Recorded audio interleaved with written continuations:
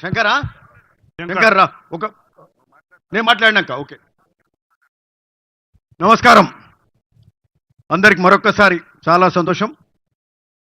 వచ్చిన మిత్రులకు, రైతులకు, మహిళా రైతులకు, పెద్దలందరికీ మరొక్కసారి అన్న పొంగులేటి శ్రీనన్నకు, మరి ఐలయ్య గారికి, ఎంపీ గారికి, వీరేశం అన్న గారికి, మరి అట్లనే ఇక్కడ విచ్చేసిన పెద్దలందరికీ కూడా, మా లైబ్రరీ చైర్మన్ కానీ, మార్కెట్ చైర్మన్లకు, అధికారులకు, మరి కలెక్టర్ గారు, డీసీపీ గారికి, పాత్రికేయ మిత్రులకు, విచ్చేసిన ప్రతి ఒక్కరికి అందరికి కూడా నమస్కరిస్తూ చాలా సంతోషం. ఈరోజు నిజంగా గడచిన 10 ఏళ్ల కాలం చూడండి, మీరు ఏనాడైనా మంత్రులు చేసే సంక్షేమ పథకాలు కానీ, ప్రభుత్వ కార్యక్రమాలు కానీ ఎప్పుడైనా మన మండలానికి వచ్చిండ్రా? ఒలిగొండకి ఎవరైనా మంత్రి వచ్చిండా 10 ఏళ్ళలో అని నేను అడుగుతున్నా. ఎప్పుడైనా వచ్చిండా? ఏదైనా ఒక కార్యక్రమాన్ని చేయడానికి వచ్చిండా? ధరణి చేసినప్పుడు వచ్చిండా? పనికిమాలిన ధరణి తెస్తే మంత్రి లేడు, అధికారి లేడు, 10 ఏళ్ళు ఆగం చేసిర్రు. ఓ 7 ఏళ్ళు ఎప్పుడు వచ్చినప్పటికీ 5-6 ఏళ్ళు అయితే ఆగమాగమైన రైతులు ఇబ్బంది పడ్డారు. రైతులు ఎంఆర్ఓ ఆఫీసులో చుట్టూ తిరిగి చెప్పులు అరిగేలాగా తిరిగిర్రు, ఇబ్బంది పడ్డారు, ఆత్మహత్యలు కూడా చేసుకున్న పరిస్థితి మనం చూసినాం. ఈరోజు మిత్రులారా నిజంగా చాలా గొప్ప విషయం. ఈరోజు ఏ కార్యక్రమం చేసినా, ఈరోజు మరి ముఖ్యంగా ఈరోజు ధరణి చట్టం తీసేసి దాన్ని బంగాళాఖాతంలో పడవేస్తానని నాడు ముఖ్యమంత్రి రేవంత్ రెడ్డి గారు నాడు చెప్పినరు. ఈరోజు ముఖ్యమంత్రి అయినాక మరి ఆ బంగాళాఖాతంలో వేసే కార్యక్రమం రేవంత్ అన్న, మరి పొంగులేటి సీనన్న ఆ బాధ్యత తీసుకొని దాన్ని బంగాళాఖాతంలో పడేసి ఈరోజు భూభారతి చట్టము అమలు చేసే కార్యక్రమం, మొన్న అంబేద్కర్ జయంతి రోజు ఆ రోజు దాన్ని ఇంప్లిమెంట్ చేసే కార్యక్రమం చేసి ఈరోజు అక్కడితో ఆగక అధికారులతో ఆ రోజు పెద్ద అవగాహన సదస్సు, ఆ రోజు మీటింగ్ పెట్టలే. అధికారులందరికీ అర్థం కావాలి, వాళ్ళు గ్రామాలకు వెళ్ళాలి, ఏ విధంగా మరి ఈ భూభారతి చట్టం దాన్ని ఇంప్లిమెంట్ చేయాలి, ప్రజలకు మేలు చేయాలి, రైతులకు మేలు చేయాలని అక్కడ శిల్పకళా వేదికలో మరి మొన్న 14వ తారీఖు నాడు చేసుకొని ఆ తర్వాత వరుసగా మరి జిల్లా వారీగా సదస్సులు ఏర్పరచుకుంటూ మరి పొంగులేటి శ్రీనివాసరెడ్డి గారు, రెవెన్యూ శాఖ మంత్రులు ఈరోజు 5వ రోజు మీటింగ్లు వరుసగా ప్రజలకు వెళ్తూ ఈ యొక్క భూభారతి చట్టం తెలియజేస్తూ మరి అంతటా మండు టెండర్లు ఉన్నా కూడా మరి రైతులందరిని పిలిచి మాట్లాడే కార్యక్రమం చేస్తున్నారంటే ఇది చిన్న విషయం కాదని చెప్తాం. ఏడనో ఒక మీటింగ్ పెట్టి వదిలిపెట్టేది కాదు, ప్రతి దగ్గరికి వెళ్ళే కార్యక్రమం చేస్తున్నారు. వారు ఈరోజు చేస్తున్నారు. మరి ఆ తర్వాత మేము కూడా మండల వారీగా ప్రతి మండలంలో సదస్సు పెట్టి అధికారులతో కూర్చొని చేసే కార్యక్రమం కూడా ఈరోజు చేస్తున్నాం.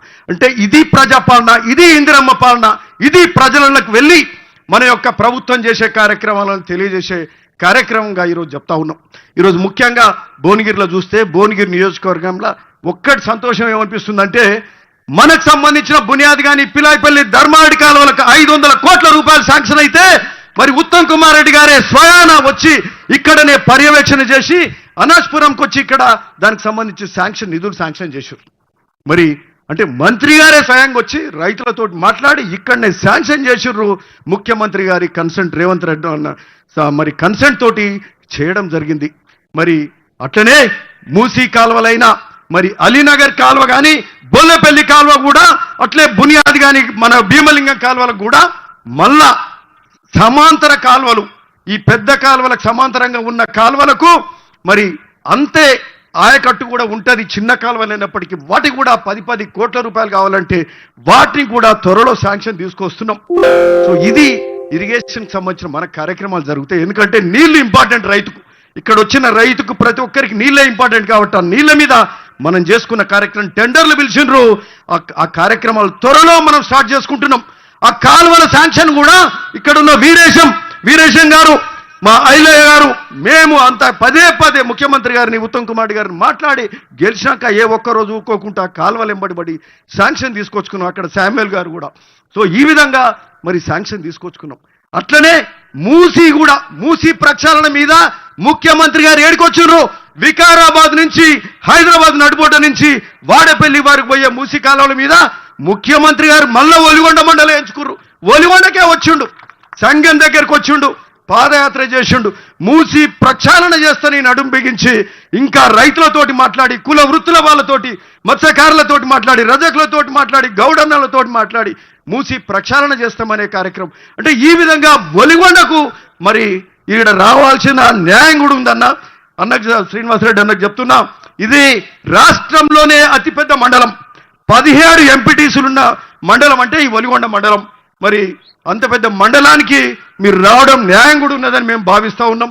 ఈరోజు ముఖ్యమంత్రి గారు వచ్చిండ్రు, ఇరిగేషన్ శాఖ మంత్రులు వచ్చిండ్రు, ఈరోజు రెవెన్యూ శాఖ మంత్రులు వచ్చి ఈరోజు రైతులకు అతిపెద్ద సమస్య గడచిన కొద్దేళ్ల నుంచి మరి ఏదైతే ధరణి చట్టంతో విసిగి వేసారి రైతులు ఇబ్బంది పడి ఆశలు ఒదుక్కున్నారో, మేము ప్రతిపక్షాలుగా ఆ రోజు ధర్నాలు చేసినాం, గాంధీ భవన్లో ధర్నాలు చేసినాం, భువనగిరిలో ధర్నాలు చేసినాం, రోడ్లు ఎక్కినాం మీ పక్షాన.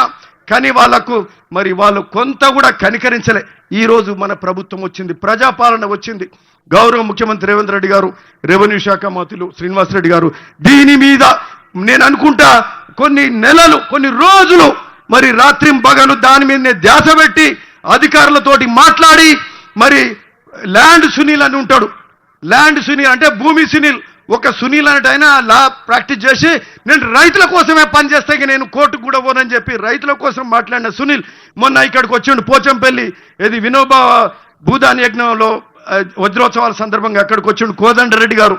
వీళ్ళంతా కూడా అందులో సభ్యులు, వాళ్ళందరినీ కూడా కూర్చోబెట్టుకొని ఇది ఒక్కరోజు చేసిన కార్యక్రమం కాదు, రాత్రనక పగలనక సగం సమయం వారు దానికే ఇచ్చి మంత్రి అయినాక ఈరోజు ఈ యొక్క మరి దీని మీద పెద్ద ప్రక్షాళన చేసి భూభారతి చట్టం తీసుకొచ్చిరంటే ఇది గొప్ప విషయం. ఇది మళ్ళా రైతులు మళ్ళెక్కడ ఇబ్బంది పడవద్దు, మళ్ళా ఇబ్బంది ఎక్కడ. ఎందుకంటే రైతుకు భూమికి ఉన్న అనుబంధం దేనికి కూడా ఉండదు. వాళ్లకు భూమికి ఆ కుటుంబం ఎంతనో ఆ భూమి అంటే కూడా అంతే అనుబంధం రైతుకు ఉంటుంది. కాబట్టి రైతు కష్టపడవద్దు, రైతు కన్నీళ్ళు పెట్టుకోవద్దు. రైతు భూమి ఎక్కడ ఇబ్బంది ఉన్నా వాళ్లకు మరి ఇదివరకు ఇబ్బంది ఉండే, ఎంఆర్ఓకి అధికారం లేకుండే. మండలం వ్యవస్థ ఎందుకు పెట్టినాము? ఎంఆర్ఓ దగ్గరికి పోతే పనులు అయితే అని, భూమి కానీ ఇంకేదైనా పంచాయతీలు కానీ. ఎంఆర్ఓకి అధికారం లేదు, ఆర్డీఓకి లేదు, కలెక్టర్కి లేదు. కలెక్టర్కు ఇన్నో ఉండేది, మిగతాదంతా హైదరాబాద్ సీసీఎల్ఏకి పోవాలి. అంటే ఏ భూమి ఎక్కడ పరిష్కారం కావద్దు, మా దగ్గరకు వస్తేనే మేము పరిష్కారం చేస్తాం. ఇంట్లో పెద్ద పెద్ద భూములు ఏమొస్తాయి, మేమేం దండుకోవచ్చు, మేమేం కాజేయవచ్చు అనే ఆలోచన చేసిండ్రు. అట్లా కాజేసిండ్రు అని కూడా మేము చెప్తున్నాం. ఇప్పుడు ఇక్కడ సభాముఖంగా చెప్తున్నాం. చుట్టుముట్టు హైదరాబాద్ కానీ, రంగారెడ్డి కానీ, తెలంగాణలో భూముల విలువలు పెరిగినాయి. ఈ ధరణి ద్వారా అనేక వందల ఎకరాలు కొల్లగొట్టినరు. కన్జర్వేషన్ ల్యాండ్లు, ల్యాండ్ యూజులు అడ్డగోలుగా దండుకున్నారు తప్పితే ఇంకోటి లేదు. మరి దానికోసమే వాళ్ళు పెట్టుకున్నారేమో తెలియదు, కానీ రైతులను అయితే ఇబ్బంది పెట్టిరు. ఈరోజు మరి తేట తెల్లంగా ఉండే భూభారత్ చట్టం తీసుకొచ్చి ఎంఆర్ఓ దగ్గర జరుగుతుంది, ఎంఆర్ఓ దగ్గర కాకపోతే ఆర్డీఓ దగ్గర అవుతుంది, ఆర్డీఓ దగ్గర కాకపోతే జాయింట్ కలెక్టర్ దగ్గర అవుతుంది, జాయింట్ కలెక్టర్ దగ్గర కాకపోతే కలెక్టర్.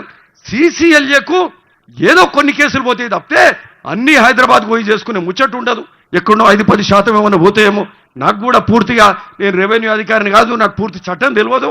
సో నేను అనుకుంటున్నా ఇది ప్రజలకు ఒక స్నేహంగా ఉండే చట్టం, ప్రజలకు ఈరోజు మంచి చేసే చట్టంగా ఈ భూభారత్ చట్టం ఉండబోతుందని మరి పెద్దగా మరి ఓ సంవత్సరం పాటు కష్టపడి తెచ్చిన ఈ భూభారత్ చట్టం తెచ్చిన రెవెన్యూ శాఖ మంత్రులు పొంగులేటి శ్రీనివాసరెడ్డి గారికి నమస్కరిస్తూ, మనందరి తరఫున నమస్కరిస్తూ ధన్యవాదాలు తెలుపుతా ఉన్నాం. మరి చాలా గొప్ప విషయం. ఈరోజు అనేక కార్యక్రమాలు మంత్రులే మన సమక్షంకి మన దగ్గరకు వచ్చి ఈరోజు ఇవన్నీ కార్యక్రమాలు చేస్తారు. ఇంకొక విషయం, ఈరోజు ఇక్కడ కూర్చున్న మంత్రి ఈ ఒక్క భూభారత్ చట్టమే కాదు, రైతులకు మేలు చేసే ఈ ఒక్క కార్యక్రమే కాదు, ఈరోజు గ్రామాలల్లో ముగ్గులు వస్తున్నారు. ఇందిరమ్మ ఇండ్లకు 10 ఏళ్ళు ఇల్లు లేకుండే, 10 ఏళ్ళు పేదవానికి ఇల్లు లేకుండే, ఈరోజు ఇండ్లకు ముగ్గులు పోసి పైలట్ ప్రాజెక్టులలో ముగ్గులు పోస్తున్నారు. ఈరోజు మళ్ళా మిగతా గ్రామాలలో కూడా మరి ఆ లిస్టులు అనేటి L1లు ఫైనలైజ్ అయినాయి. అర్హులకు నియోజకవర్గానికి 3500 ఇండ్లు ఇస్తే పైలట్ ప్రాజెక్టులు పోను దాదాపు 3200 ఇండ్లుంటే అవన్నీ కూడా ఎక్కడికక్కడ పారదర్శకంగా ఇందిరమ్మ ఇండ్లు మరి ఏ పార్టీ గీటీ అని కాకుండా మనకు స్వచ్ఛంగా అతి పేదవానికి ఇండ్లు ఇచ్చే కార్యక్రమం ఈరోజు ప్రతి గ్రామంలో జరుగుతుంది. మేము అనుకుంటాం 31వ తారీఖు వరకు లిస్ట్ కూడా ఫైనల్ కాబోతున్నది. 30వ తారీఖు వరకు లిస్ట్ ఫైనలైజ్ అయిపోతుంది. ఆ తర్వాత ప్రతి గ్రామంలో మరి ముగ్గులు పోసుకునే ఇండ్లకు, ఇందిరమ్మ ఇండ్లకు ముగ్గు పోస్తారు, ఇండ్లు కట్టుకునే కార్యక్రమం అవుతుంది. ఒక్కటి చెప్పాలి, పొంగులేటి శ్రీనివాసరెడ్డి అన్నకు చెప్తున్నా, సినన్న ఒక్కటి, ఇందిరమ్మ ఇండ్ల కార్యక్రమం మొన్న ఈ బండో సోమవారంలో అక్కడ చెప్పిండ్రు, ఇందిరమ్మ ఇండ్లు అక్కడ మొదలైనవి, ఆ ఊరంతా కలకలలాడుతున్నాయి, 80 ఇండ్లు కట్టుకుంటున్నారు మేస్త్రీలు, మరి అట్లా కార్మికులు, స్టీలు సిమెంట్ కొనుగోలు, ఉష్క, మరి ఇట్లా ఇటుకలు, ఇవన్నీ అంటే ఊరి మొత్తం పని కల్పించబడ్డది. అక్కడ వంకమామిడి కావచ్చు, ఇక్కడ నాతాలగూడెం కావచ్చు, అంటే అక్కడ ఎక్కడికక్కడ అక్కడ రుద్రవెల్లి కావచ్చు, ఎక్కడికక్కడ ఇందిరమ్మ ఇల్లు కట్టుకుంటుంటే, ఈ పైలట్ గ్రామాలలో కడితేనే ఇట్లుంటే ఊరా ఇందిరమ్మ ఇల్లు కడితే ఈరోజు ఊర్లలో పని చేతి నిండా పని ఉంటుంది. మరి ఇంత డబ్బు కూడా ప్రజలలో మళ్ళా జేబులలో మరి పైసల గలగలలాడతాయని కూడా చెప్తున్నా. అంటే ఆర్థిక స్థితికి కూడా ఇది ఇందిరమ్మ ఇల్లది కూడా కొంత దోహదపడుతుంది. ఇంతేకాకుండా మళ్ళీ రాజు యువ వికాసం కూడా మరి అది కూడా మొదలుపెట్టిర్రు. అది కూడా నేను అనుకుంటా 1వ తారీఖు నుంచి లిస్టులో అప్లికేషన్లు పెట్టిర్రు. అది కూడా యువతకు ఉపాధి హామీ కోసం మరి 6,000 కోట్లతోటి రాష్ట్ర వ్యాప్తంగా ఈ రాజు యువ వికాసం కూడా జరుగుతుంది. గొప్ప కార్యక్రమాలు జరుగుతున్నాయి. సన్న బియ్యం ఇచ్చే కార్యక్రమం జరుగుతుంది. సన్న బియ్యం, సన్నన్నము మరి అందరి ఇళ్లలో పోయి కూడా తిన్నాం, చాలా ఇళ్లలో తిన్నాం. పేదవాడు మధ్యతరగతి వాళ్ళు సంతోషంగా ఉన్నారు. రేషన్ కార్డులు మొదలైనవి. అంటే ఈ విధంగా ఇన్ని కార్యక్రమాలు జరుగుతున్నాయంటే చాలా గొప్ప విషయంగా మేము భావిస్తూ ఈరోజు ఇందిరమ్మ ఇండ్లది సంతోషంగా ఉన్నామన్నా అన్న, సంతోషంగా ఉన్నారు మా వాళ్ళంతా. కాకపోతే కొన్ని ఇండ్లు అయితే పెంచాలని చెప్పి ఈ సందర్భంగా మేము పొంగులేటి శ్రీనివాసరెడ్డి అని కోరుతున్నాం. ఇండ్లను మీరు పెంచితే ఎందుకంటే ఇండ్లు సరిపోతలేవు, జరా 10 ఏళ్ళు వాళ్ళు ఇవ్వకపోయి వాళ్ళకు అసలు సోయి ఉండేనో లేకుండానో తెలియదు. ఇండ్లు 10 ఏళ్ళు అంతకుముందు ఇచ్చిన ఇండ్లన్నీ కూడా ఇందిరమ్మ ఇండ్లు ఏ ఊరికి పోయినా ఈరోజు మళ్ళీ మనతోటి ఆ ఇందిరమ్మ ఇండ్లు మొదలైనాయన్నా. మీకు నిజంగా ఇందిరమ్మ ఇండ్లు ఇస్తున్న ధన్యవాదాలు. ఆ సంఖ్య పెంచాల్సిందిగా కోరుతా ఉన్నాం. మరి అట్లనే ఇందిరమ్మ ఇళ్ళదే కాకుండా మా పోతంశెట్టి, మా మందుల యాదగిరి పోచంపల్లి భువనగిరి టౌన్ చైర్మన్ ఇట్లా అడుగుతుండ్రు, 2000 ఇండ్లు కావాలని కోరుతుండ్రన్న. అయితే ఇందిరమ్మ ఇండ్లది అది చాలా ఆవశ్యకత అన్న. అందరు సంతోషంగా ఉన్నారు. ఎందుకంటే ఇల్లు ఇస్తే అంతకంటే పుణ్యం ఉండదు పేదోనికి. ఇంటి మీద కప్పు లేదు, తాటిపత్రి, రేకులు, పెంకులు, కూలిపోయే ఇళ్ళు ఉన్నారు. వాళ్ళకు మేలు చేయాల్సిన అవసరం ఉందని చెప్తూ, అట్లనే ఇంకొకటి డబుల్ బెడ్రూమ్ల ఇండ్లు కూడా పెండింగ్ ఉన్నాయన్న. మాకు 660 ఇండ్లు ఉన్నాయి. 660 దాదాపు భువనగిరి నియోజకవర్గంలో, భువనగిరి టౌన్లో, జుబ్లక్పల్లిలో, మరి అట్లనే ఆడ కొండమడుగుల, మరి అట్లనే పోచంపల్లి టౌన్లో కూడా, ముక్తాపూర్లో ఉన్నాయి. ఈ ఇండ్లన్నీ కూడా వాటికి కొంచెం నిధులు పెట్టాలన్నా. అదొక అంశం ఉంది. దాదాపు 5-6 crores పెడితే అవి కంప్లీట్ అయిపోతాయి అన్న. డోర్లు అద్దాలని పగిలిపోయినాయి, వైర్లు గుంజుకొని పోయినరు, వైర్లు దొంగతనం అయినాయి. సో అవన్నీ కూడా పట్టించుకున్నోడు లేడు. ఈరోజు అవి కూడా కంప్లీట్ చేసుకుంటే మరి చాలా సంతోషం అన్న. అదొకటి. అట్లనే అన్న మాకు ఇంకొక విషయం ఏంటంటే, మాకు ఇక్కడ మాకు సంబంధించి ఒక ముఖ్యమైన అంశం మీరు ఇవ్వాల్సిందిగా కోరుతున్నాం. ఈ భువనగిరి నియోజకవర్గానికి సంబంధించి ఎంఆర్ఓ ఆఫీసులో వాటిని కూడా పోయిన ప్రభుత్వం పట్టించుకోలేదన్న. ఒలిగొండ ఎంఆర్ఓ ఆఫీసు కూలిపోయే పరిస్థితిలో ఉంది. పోచంపల్లి ఎంఆర్ఓ ఆఫీస్ అదే పరిస్థితి ఉంది. భువనగిరి ఎంఆర్ఓ ఆఫీస్ అదే పరిస్థితి ఉంది. ఈ 3 ఎంఆర్ఓ ఆఫీసులో మీరు కొత్త బిల్డింగ్లు, నూతన బిల్డింగ్లు శాంక్షన్ చేయాల్సిందిగా కోరుతున్నాం. అట్లనే ఒలిగొండ మండలం పెద్దది, మాకు ఒక సబ్ రిజిస్ట్రార్ ఆఫీస్ కూడా ఒలిగొండలో పెట్టాల్సిందిగా మేము కోరుతున్నాం అన్న. సో ఎందుకంటే ఈ మండలం అతిపెద్ద మండలం. మాకు అత్యధిక మెజార్టీ ఇచ్చిందంటే ఈ ఒలిగొండ మండలమే. మా వాళ్ళంతా 1 సైడ్గా ఓట్లేసిండ్రు ఈ ఒలిగొండలో కూడా. వాళ్ళందరికీ కూడా మీ అందరికి ధన్యవాదాలు చెప్తూ, మరి మీరు చేసినందుకే ఈరోజు మంత్రులు, ప్రభుత్వమే దిగొచ్చి మనకు మేలు చేసే కార్యక్రమం చేస్తుందంటే ఇది మన ప్రజాపాలన, ఇది మీరు చేసిన మేలు కాబట్టినే ఈరోజు అందరూ కూడా ప్రభుత్వమే దిగొచ్చి మనకు మేలు చేసే కార్యక్రమం చేస్తుందని మీ అందరికీ కూడా నమస్కరిస్తూ, మరొకసారి పొంగులేటి శ్రీని నాకు నమస్కరిస్తూ ధన్యవాదాలన్నా. నమస్తే.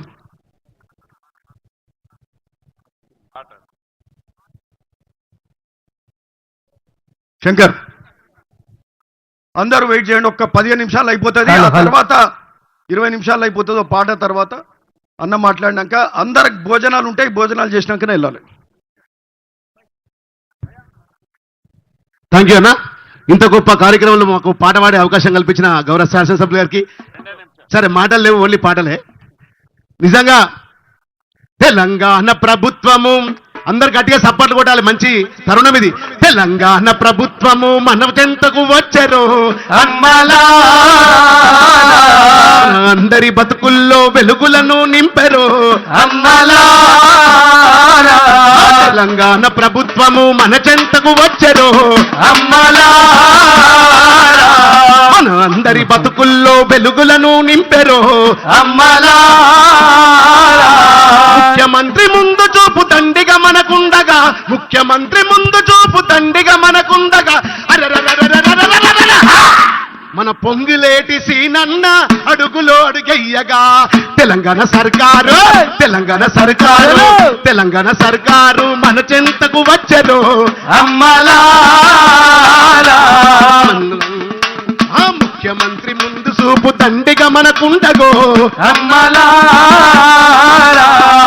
భారతి చట్టమే అమలులోకి వచ్చరు అమ్మలారా అవకతవకలకు ఇంకా తావే లేకుందిరో అమ్మలారా ఒకే ఒక్క పోటలతో రైతు బాధ తొలిగరు ఒకే ఒక్క పోటలకు రైతు బాధ తొలిగరు రైతన్న కళ్ళల్లో ఆనందం నిండరు తెలంగాణ సర్కారు మన చెంతకు వచ్చరు అమ్మలారా రైతన్న బతుకుల్లో వెలుగులను నింపెరు అమ్మలారా థ్యాంక్ యూ అన్న. సమయం లేదు అయినా కూడా ఇంత విలువైన సమయాన్ని ఇచ్చినటువంటి గౌరవ మంత్రి గారికి కళాభివందన తెలియజేసుకుంటూ థ్యాంక్ యూ అన్న. ధన్యవాదాలు శంకర్. ఇప్పుడు మన గౌరవ అతిథి పెద్దలు పొంగులేటి శ్రీనన్న మాట్లాడాల్సిందిగా కోరుతా ఉన్నాం.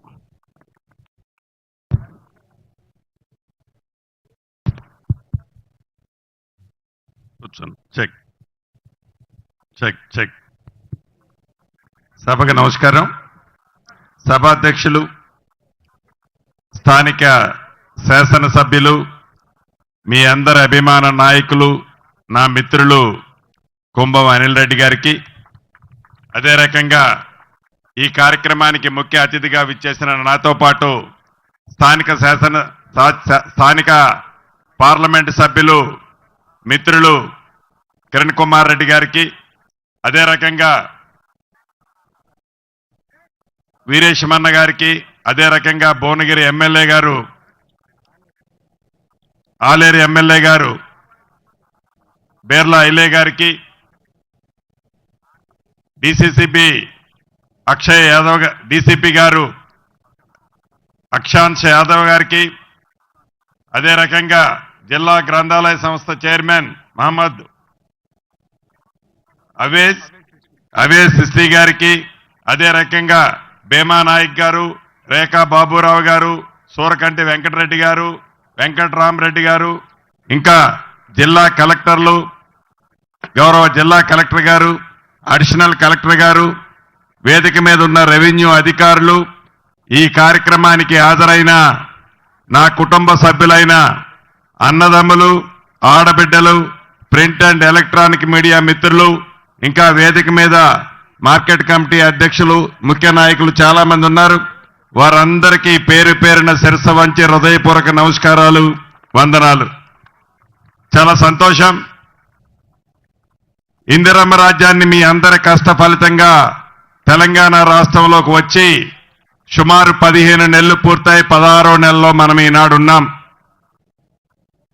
తెచ్చుకున్న ఈ ఇందిరమ్మ రాజ్యంలో అనేక అభివృద్ధి సంక్షేమ కార్యక్రమాలతో పాటు ఆనాటి ప్రభుత్వం ఆలోచన రహితంగా ఏదైతే 2020 చట్టము ద్వారా ధరణిని తీసుకొచ్చిందో, ఆ ధరణితో సామాన్య ప్రజలకి ఎన్ని ఇబ్బందులు కష్టాలు ఆనాటి ప్రభుత్వ చలవతో వచ్చాయో వాటిని విముక్తి చేయటానికే మన ఇందిరమ్మ ప్రభుత్వంలో ఈ భూభారతి 2025 చట్టాన్ని తెచ్చుకున్నాం. గౌరవ కలెక్టర్ గారు, నా సహచర మిత్రులు ఇంతకు ముందు చాలా విషయాలు మీకు చెప్పారు. గౌరవ కలెక్టర్ గారు చట్టాన్ని గురించి, ఆ చట్టం మీకు చుట్టంలా ఎలా పనిచేస్తుందో గురించి, ధరణిని గురించి, ధరణితో పోల్చి ఈ భూభారత్ వల్ల మీకు వచ్చే లాభం గురించి చాలా వివరంగా చెప్పారు. ధరణిని గురించి 2-3 ముక్కల్లో చెప్తా. ఆనాడు 2020 చట్టం చేశామని చెప్పారు.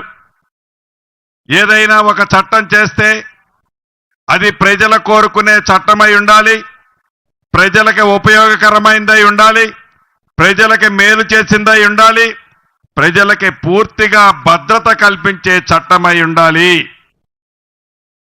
కానీ ఆ చట్టాన్ని ఆనాటి ప్రభుత్వాలు అలా చేయలే.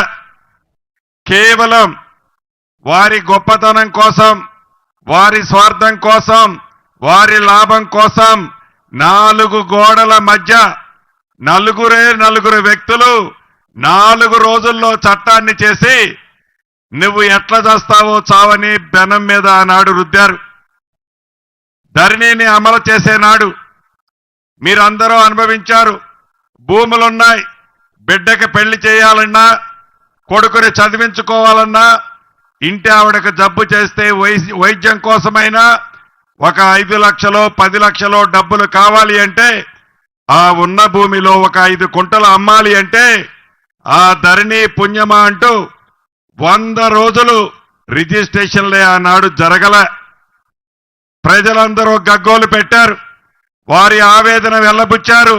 అయినా ఆ దొరవారికి కనికరం కలగకపోగా ధరణి అద్భుతం, ధరణి అమృతం, ధరణియే సంజీవిని, మీకు ఇది జీవనాధారమని ఆనాటి పెద్ద దొరవారు చెప్పిన మాటలు ఇప్పటికీ మీ చెవుల్లో గింగుర మోగుతుంటాయి. అదే మన భూభారతి చట్టం ఒక అర్ధరాత్రి చేయలే. ఇందిరమ్మ రాజ్యం వచ్చిన తర్వాత గౌరవ ముఖ్యమంత్రి రేవంత్ రెడ్డి గారి నాయకత్వంలోని మన ఇందిరమ్మ ప్రభుత్వం ఈ చట్టాన్ని చేయటానికి ముందు ప్రజల కష్టాలు ఏమున్నాయో తక్షణం ఆ కష్టాలు ఏమి తీర్చగలుగుతామో అని దాని మీద పూర్తిగా విచారించి ఒక కమిటీని వేసి ఆ కమిటీస్ ఇచ్చిన ప్రతి సూచనని అమల్లోకి తెచ్చి ఈ భూభారతి చట్టాన్ని తేటానికి ముందు అనేక ప్రాంతాలలో అన్ని జిల్లా కలెక్టర్లు మీ అందరి సూచనలు రాష్ట్ర వ్యాప్తంగా తీసుకొని చివరికి ప్రతిపక్షం వాళ్ళు చెప్పిన సూచనలు మంచివైతే వాటిని కూడా క్రోడీకరించి దేశవ్యాప్తంగా 18 రాష్ట్రాలలో అక్కడున్న రెవెన్యూ చట్టాన్ని క్షుణ్ణంగా చదివి దాంట్లో మంచి వాటినన్నిటినీ మన ఈ భూభారత చట్టంలో పెట్టి ఒక అద్భుతమైన చట్టాన్ని తయారు చేసి పబ్లిక్ డొమైన్లో తయారు చేసిన చట్టాన్ని 60 రోజులు ఉంచిన తర్వాత అసెంబ్లీలో ఈ చట్టాన్ని పెట్టడం జరిగింది. అసెంబ్లీలో చట్టం పెట్టినప్పుడు ఆ దొరవారి తొత్తులు అసెంబ్లీలో ఎలా ప్రవర్తించారో ఒక నరరూప రాక్షసుల్లా ఇటు నా మీద అటు స్పీకర్ గారి మీద ఆ చట్టానికి సంబంధించిన కాగితాలన్నిటినీ చించి మా మీద విసిరి ఈ చట్టాన్ని ఆపటానికి ఎలా ప్రయత్నించారో మీరందరూ ప్రత్యక్షంగా టీవీల్లో చూశారు. అయినా కూడా ఇది పేదవాడి ప్రభుత్వం. ఇందిరమ్మ ప్రభుత్వం అంటేనే పేదోడు కష్టాలు తీర్చే ప్రభుత్వం. అటువంటి మన ఇందిరమ్మ ప్రభుత్వంలో దేనికి తల ఒగ్గకుండా, అదరకుండా, బెదరకుండా గౌరవ ముఖ్యమంత్రి రేవంత్ రెడ్డి గారి సూచనలతో పేదవాడి కష్టాలు తీర్చే ఈ భూభారత చట్టమే భవిష్యత్తులో మనకి శ్రీరామ రక్ష అని తలంచి ఈ చట్టాన్ని పాస్ చేసుకొని 2025 జనవరి 4వ తారీఖున ఈ చట్టం రూపంలో ఇది భూభారతని తీసుకొచ్చుకున్నాం. ఆనాడు 2020 చట్టం అయితే చేశారు కానీ నియమ నిబంధనలు 3 సంవత్సరాలైనా ఆనాటి ప్రభుత్వాలు చెయ్యాలి అనే ఆలోచన కూడా రాలేదు. ఏదైనా ఒక చట్టం చేస్తే ఆ చట్టం విధి విధానాలని చాలా స్పష్టంగా తెలియజేయాల్సి ఉంది. చట్టం అయితే చేశారు, విధి విధానాలు దొరవారి నోటి నుంచి ఏ మాట వస్తే ఆ మాటే విధి విధానాలుగా ఆనాటి ప్రభుత్వం నడుచుకుంది. దాని ఫలితమే మీరందరూ మొన్న ఎన్నికల్లో ఇచ్చిన తీర్పు. మన భూభారతిని జనవరి 4వ తారీఖు నాడు చట్ట రూపంలో చేసుకున్న తర్వాత 90 రోజుల్లో విధి విధానాలు తయారు చేసి డాక్టర్ బిఆర్ అంబేద్కర్ గారి జన్మదినం నాడు తెలంగాణ రాష్ట్ర ప్రజలకి, భూములున్న ఆసాములకి, రైతన్నలకి గౌరవ ముఖ్యమంత్రి గారు మీ అందరికీ అంకితం చేసిన తర్వాత ఈ చట్టం యొక్క విధి విధానాలేంటో, ఈ చట్టంలో ఏమేమి అంశాలున్నాయో, ఈ చట్టం పేదవాడికి ఎలా చుట్టంలా ఉంటుందో అనేది అవగాహన సదస్సు గౌరవ కలెక్టర్లే ప్రతి మండలానికి వచ్చి ఈ చట్టం మీద పూర్తి అవగాహన కల్పించాలి అని కలెక్టర్లందరికీ గౌరవ ముఖ్యమంత్రి గారు ఆదేశించడం జరిగింది 14వ తారీఖు నాడు. అంతేకాదు ఈ రూల్స్ ప్రకారం జిల్లాల్లో 33 జిల్లాల్లో హైదరాబాద్ తీసేసి మిగిలిన 32 జిల్లాలలో 4 మూలల 4 జిల్లాలలో ఒక్కొక్క జిల్లాలో ఒక్కొక్క మండలాన్ని పైలట్ మోడల్గా తీసుకోవటం జరిగింది. రెవెన్యూ అధికారులే ఎంఆర్ఓ స్థాయి అధికారులే ప్రతి రెవెన్యూ గ్రామానికి వారి సిబ్బందితో వస్తారు. ₹1 కూడా మీరు ఫీజు ఇవ్వాల్సిన అవసరం లేదు.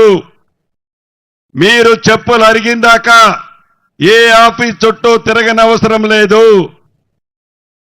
ఆనాడు ధరణిని చట్టం చేసే నాడు ప్రజలందరూ ఆఫీసుల చుట్టూ చెప్పులు అరిగిందాకా తిరిగారు.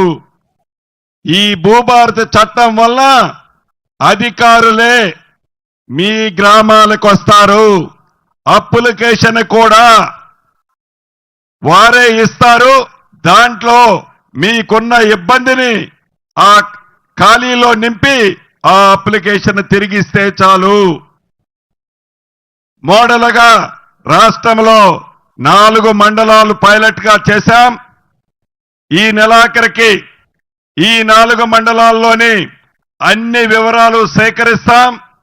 రాష్ట్ర అవతరణ దినోత్సవం జూన్ 2వ తారీఖు నాటికి ఈ 4 మండలాల్లో వీలైనన్ని సమస్యలని పరిష్కరిస్తూ ఇందిరమ్మ ప్రభుత్వం అంటేనే పేదోడు ప్రభుత్వం, ఇందిరమ్మ ప్రభుత్వం అంటేనే పేదవాడికి ప్రభుత్వ భూములు పంచే ప్రభుత్వం. ఈ ఇందిరమ్మ ప్రభుత్వంలో ఏ గ్రామంలోనైనా పట్టాలు ఇవ్వకుండా ప్రభుత్వ భూములుంటే సాగు చేసుకునేవారు అర్హులైతే వారికి ఇందిరమ్మ పట్టాలు ఇచ్చే కార్యక్రమాన్ని కూడా ఈ చట్టంలో పొందుపరచబడింది. అంతేకాదు మే 1వ తారీఖు నుంచి రాష్ట్ర వ్యాప్తంగా మిగిలిన 28 మండలాలలో ప్రతి 28 జిల్లాలలో ప్రతి జిల్లాకి ఒక మండలాన్ని పైలట్ మండలంగా తీసుకుంటాం. ఈ మండలాలలో నుంచి వచ్చే సూచనల ఆధారంగా అవసరమైతే చట్టములో ఉన్న నియమ నిబంధనలని చిన్న చిన్న కరెక్షన్స్ ఉన్నా చెయ్యటానికి మన ఇందిరమ్మ ప్రభుత్వానికి ఏ రకమైన భేషజం లేదు.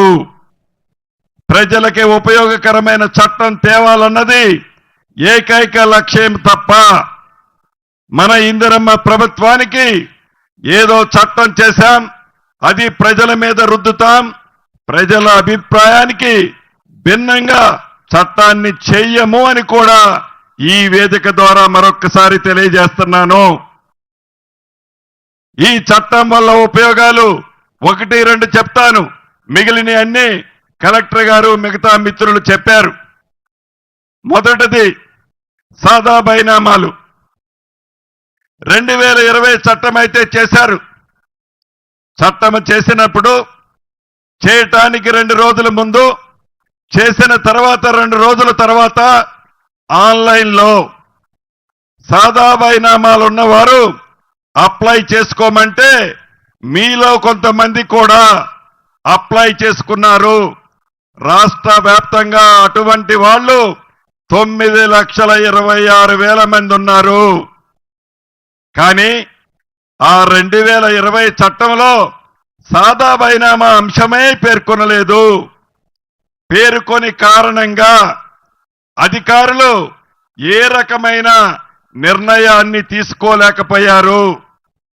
కోర్టు కూడా ఈ చట్టంలోనే అంశం లేదు, మేమేమి చేయగలుగుతామని కోర్టు కూడా తీర్పిచ్చింది. ఆ కారణం చేత ఆ అప్లికేషన్లన్నీ కూడా పెండింగ్ ఉన్నాయి.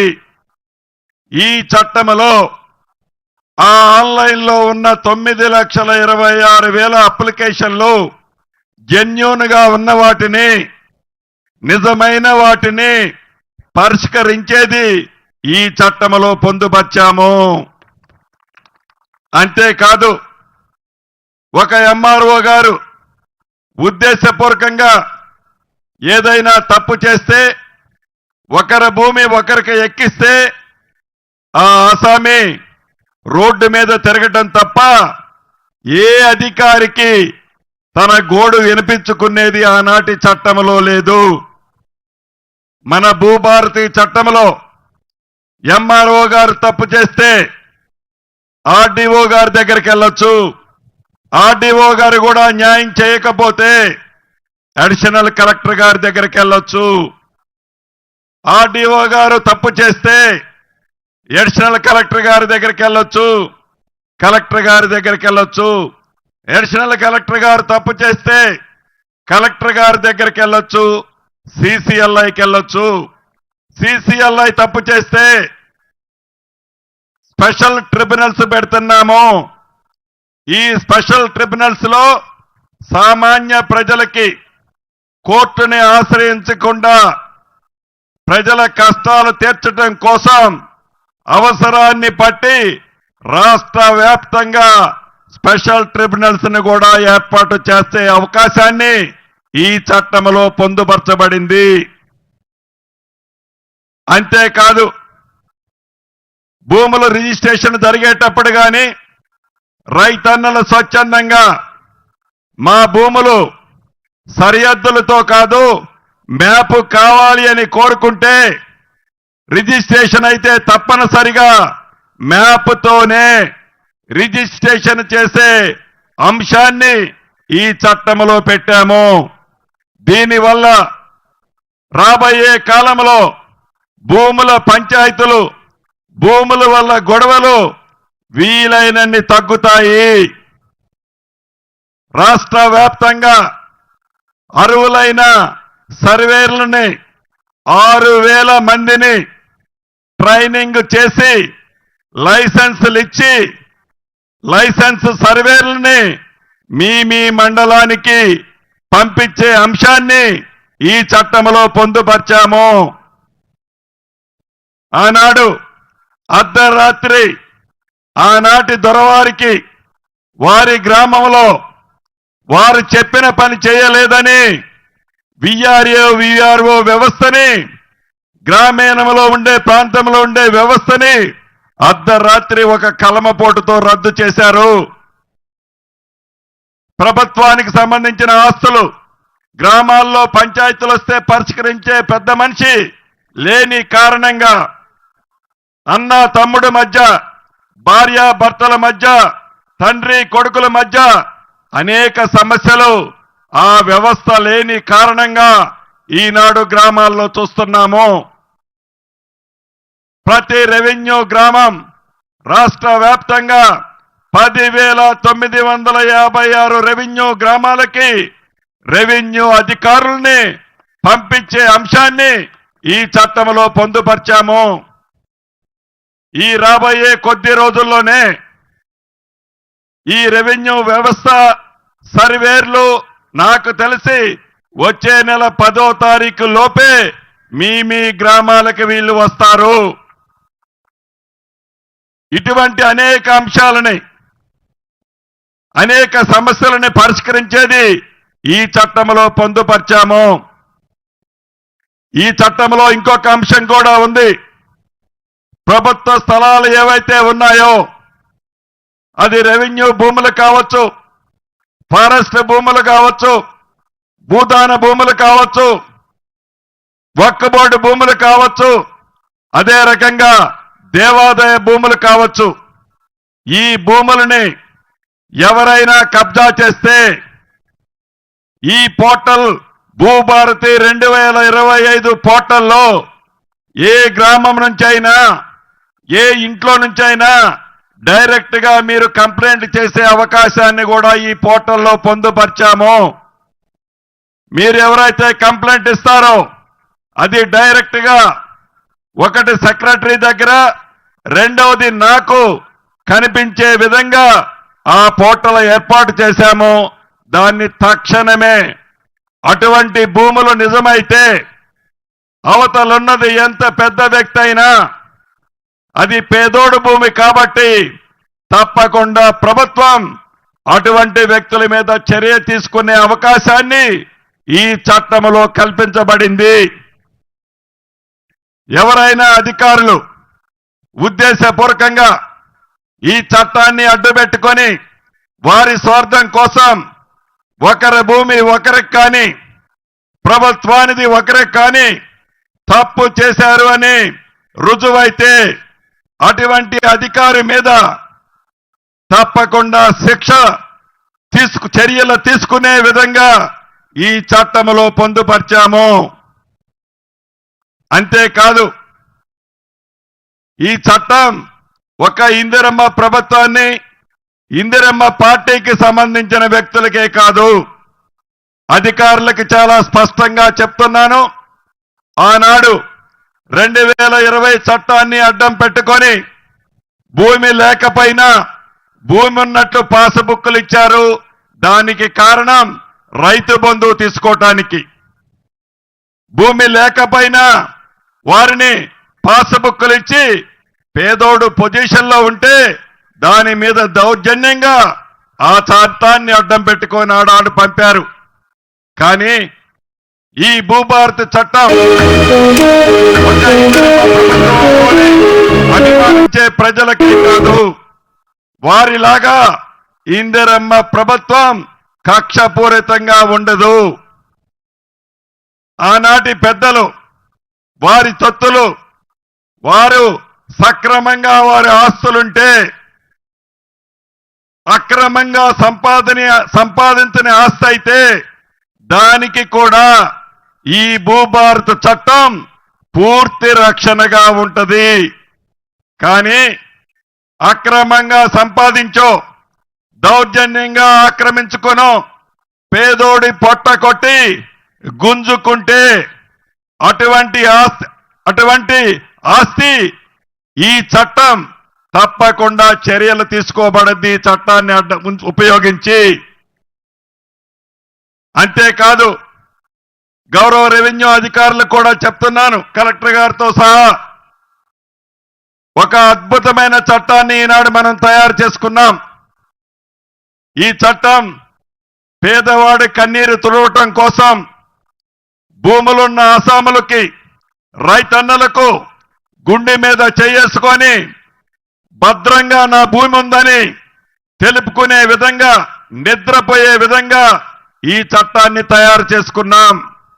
కానీ అద్భుతమైన ఈ చట్టం పేదవాడికి చుట్టము కావాలి అంటే నిర్వహించేది అధికారులు మీరందరూ కూడా ఒకప్పుడు ఒక రైతు కుటుంబం నుంచి వచ్చిన వాళ్ళే. పేదోడి కష్టం తెలిసిన వాళ్ళు, పేదోడి బాధ తెలిసిన వాళ్ళు, రైతుల కష్టాలు తెలిసిన వాళ్ళు ఈ చట్టం చుట్టములాగా వాళ్లకు ఉండే విధంగా మీరు చర్యలు తీసుకోవాలని గతంలో గౌరవ ముఖ్యమంత్రి రేవంత్ రెడ్డి గారు చెప్పారు. మళ్ళీ నేను ఇప్పుడు ఒక భువనగిరి జిల్లాకు సంబంధించే కాదు రాష్ట్ర వ్యాప్తంగా ఉన్న రెవెన్యూ అధికారులకి ఇక్కడి నుంచి ఆదేశిస్తున్నాను. ఈ భూభారతి చట్టం తెలంగాణ రాష్ట్ర ప్రజల వరం కావాలని, ఇది అమృతంగా ప్రతి పేదవాడికి ఉపయోగపడే విధంగా మీరు దీన్ని అమలు చేయాలని కూడా ఆదేశిస్తూ మన ఇందిరమ్మ ప్రభుత్వంలో రాష్ట్ర ఆర్థిక పరిస్థితి బాగలేకపోయినా ఆనాటి ప్రభుత్వంలో 8,19,000 కోట్లు అప్పు చేసిన అభివృద్ధి సంక్షేమ కార్యక్రమాలని గౌరవ ముఖ్యమంత్రి రేవంత్ రెడ్డి గారు 2 కళ్లతో చూస్తూ ఎన్నికల ముందు ఏవైతే 6 గ్యారంటీలు ఇచ్చామో అప్పులున్నాయని చెప్పి ఎగగొట్టకుండా వీలైనన్ని సంక్షేమ కార్యక్రమాలు చేస్తూ అది పేదవాళ్లకిచ్చే 200 యూనిట్లు ఉచిత విద్యుత్ కావచ్చు, ఆడబిడ్డకిచ్చే 500 రూపాయలకే గ్యాస్ మద్దు కావచ్చు, పేదవాడికి జబ్బు చేస్తే 10 లక్షల రూపాయల ఆరోగ్యశ్రీ, రాజీవ్ ఆరోగ్యశ్రీయే కావచ్చు, ఆడబిడ్డలకు ఉచితంగా ఆర్టీసీ బస్సులో ఎంత దూరం ప్రయాణం చేసినా ₹1 ఛార్జీ తీసుకోకుండా ప్రయాణమే కావచ్చు. ఇంతకు ముందు మిత్రులు చెప్పినట్లు అద్భుతంగా దేశంలో ఏ రాష్ట్ర ప్రభుత్వమో చేయని విధంగా పేదోడి పట్టు నింపే సన్న బియ్యమే కావచ్చు, పేదోడి చిరకాల కోర్కె ఆనాటి 10 సంవత్సరాలలో వారు ఇల్లు ఇస్తానని చెప్పి సొల్లు మాటలు చెప్పి ఒక్క ఇల్లు కూడా ఇయ్యల. మన ఇందిరమ్మ ప్రభుత్వంలో గౌరవ ముఖ్యమంత్రి రేవంత్ రెడ్డి గారి నాయకత్వంలోని ఈ ప్రభుత్వం మొదట వెడితే రాష్ట్ర వ్యాప్తంగా 4.5 లక్షల ఇళ్లు ఇస్తున్నాం. ఈ నెలాఖరికి ప్రతి ఊరికి ఇందిరమ్మ ఇళ్లు వస్తున్నాయి. ఇందిరమ్మ పార్టీకి సంబంధించిన సైనికులకి ఒకటే చెప్తున్నాం, ఇది పేదోడికి చెందిన ఆస్తి. పేదోడి కళ నెరవేర్చడానికి ఇస్తున్న ఇందిరమ్మ ఇల్లు మీ గ్రామాలలో పేదవాళ్లలో బహు పేదవాళ్ళు ఎవరైతే ఉంటారో మొదటి విడత వాళ్ళకి ఇచ్చి ఇదిరా ఇందిరమ్మ ప్రభుత్వం అనే విధంగా మీ తీర్పు ఉండాలని కూడా ఈ వేదిక మీద నుంచి రాష్ట్ర వ్యాప్తంగా ఉన్న ఇందిరమ్మ సైన్యానికి చెప్తున్నాను.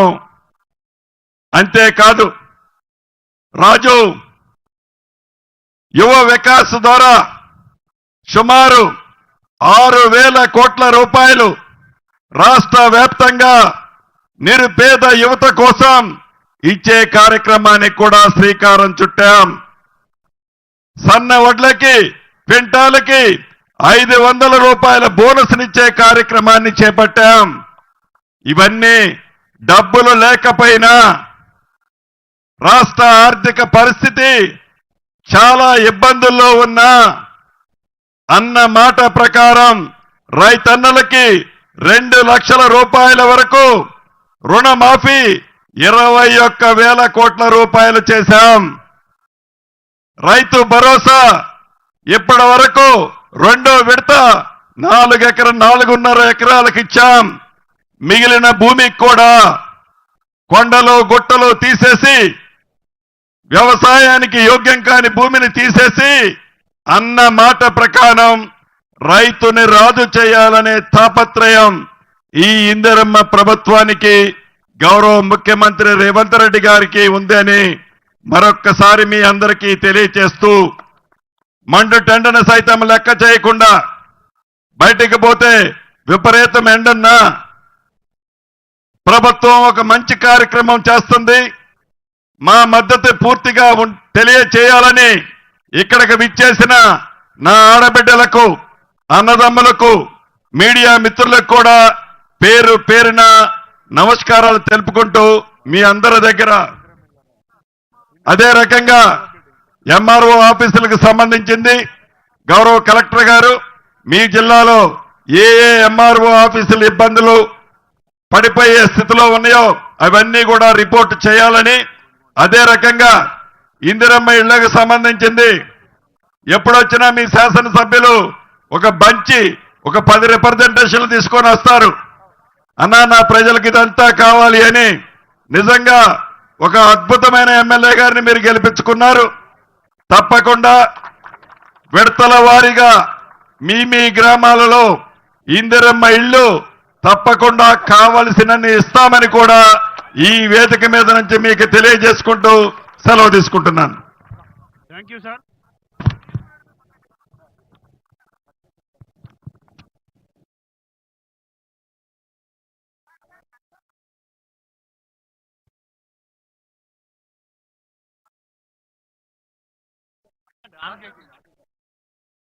Thank you sir.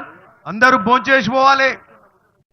ఈరోజు మరి అనేకమైనటువంటి ప్రతి ఒత్తిడి ఉన్నప్పటికీ గౌరవ మంత్రివర్యులు, అదేవిధంగా గౌరవ శాసనసభ్యులు విప్ గారు, జిల్లా యంత్రాంగం మొత్తం కూడా మరి మారుమూల వల్లిగొండ మండలానికి వచ్చి తమ అమూల్యమైనటువంటి సమయాన్ని కేటాయించి భూభారతి చట్టాన్ని మరి రైతులందరికీ కూడా అలవోకగా అర్థమయ్యే విధంగా చెప్పి మరి అదేవిధంగా ఈ సభాముఖంగా యావత్తు రెవెన్యూ యంత్రాంగం తరఫున మీకు ప్రత్యేక ధన్యవాదాలు. అదేవిధంగా మా రెవెన్యూ సిబ్బంది ఒక మెమంటో కూడా గౌరవ మంత్రివర్యుల వారికి బహుకరించడానికి సిద్ధంగా ఉన్నారు సార్. దాన్ని స్వీకరించవలసిందిగా కోరుచున్నాం.